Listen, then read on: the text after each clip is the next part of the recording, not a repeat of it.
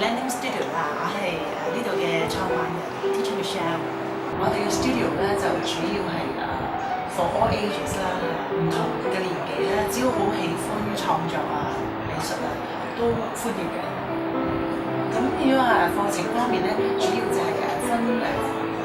大人嘅、細路嘅，亦都有家庭嘅組合嘅。咁如果小朋友嘅咧，有唔同嘅年齡組別啦，就會有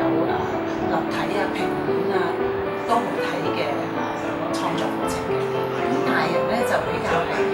叫 fine art 啦，就係視乎佢自己個人嘅特別嘅喜好啦，係啦，可以有素描，係啦，亦都可以係有拼貼畫，係啦，咁好多種嘅形式嘅，可以俾大家係多啲嘅多媒體嘅運動，